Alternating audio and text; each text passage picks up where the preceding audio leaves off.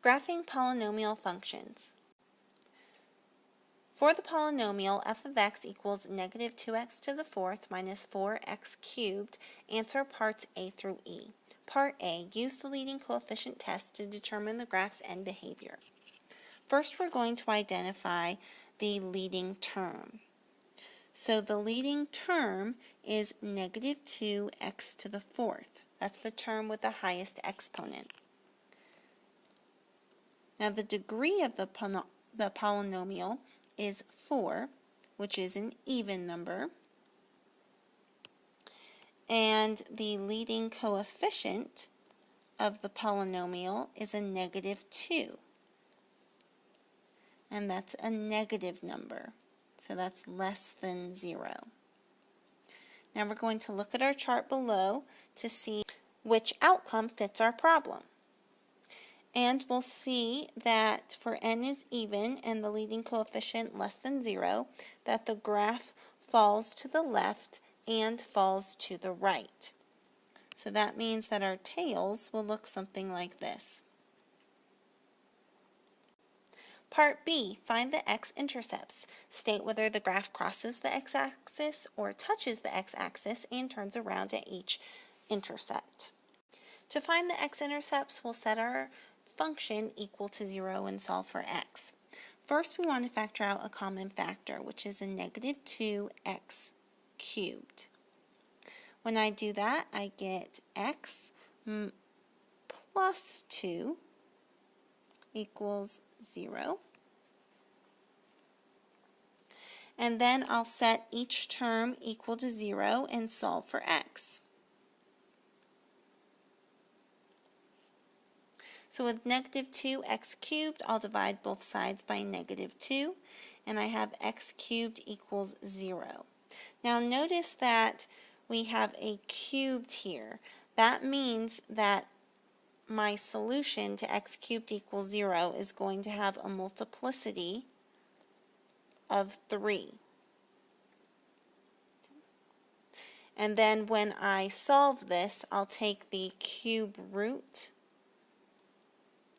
of each side, and the cube root of 0 is just 0, so that means that x equals 0, and it has a multiplicity of 3. And then with x plus 2 equals 0, I'll subtract 2 on both sides, and I get x equals negative 2, and that has a multiplicity of 1. Now I want to know if the graph crosses the x-axis or touches and turns around at that point. So if I look at x equals 0, I can see that I have a multiplicity of 3. That's an odd multiplicity, so I know that the graph will cross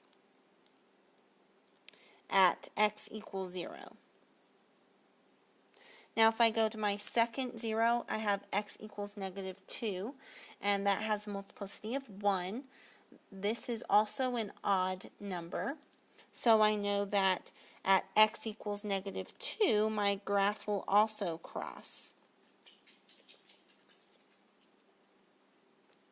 Part C, find the y-intercept. The y-intercept is found by plugging in 0 wherever we see an x in the original problem. If we simplify this, we get f of 0 equals negative 2 times 0 minus 4 times 0.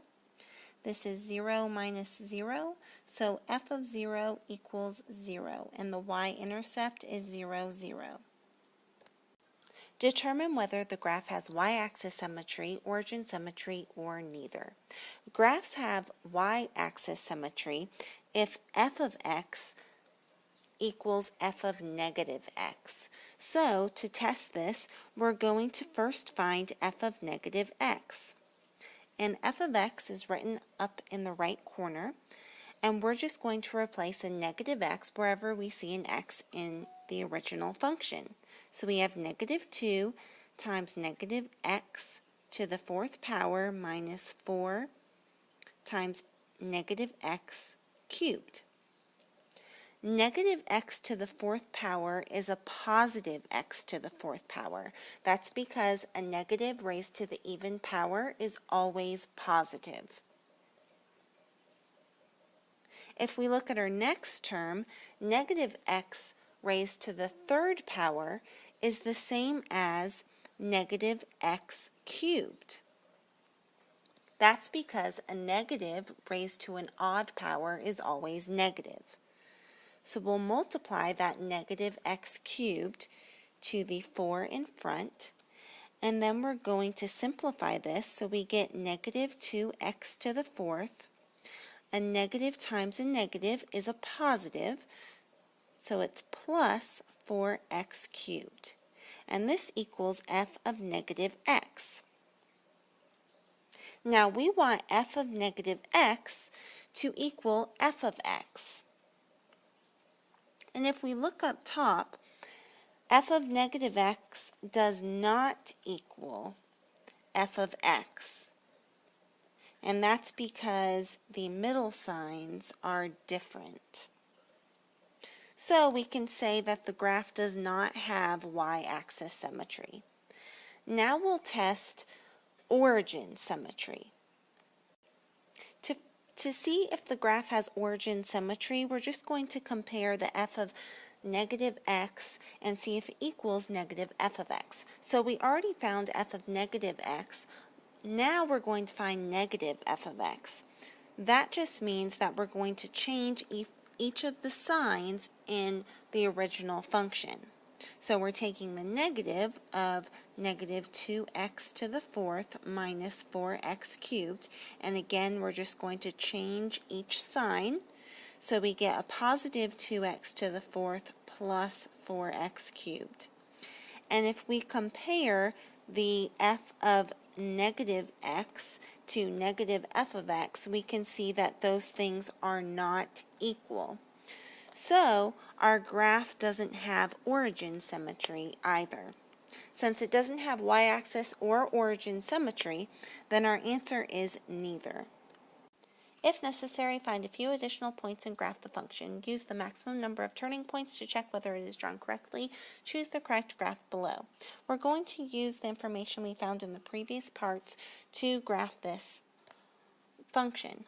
So we have x-intercepts at 0 and negative 2. If we look at graph A, we have 0 and negative 2 here. In graph B, we also have 0 and negative 2. And C and D, we do not have the correct x-intercepts, so I know I can cancel those out. The y-intercepts of 0, 0 are also on graphs A and B. Now, in part A, we found that the graph should fall to the left and fall to the right. That means that our tails will look something like this. The only graph that fits that criteria is choice A. So choice A is our answer.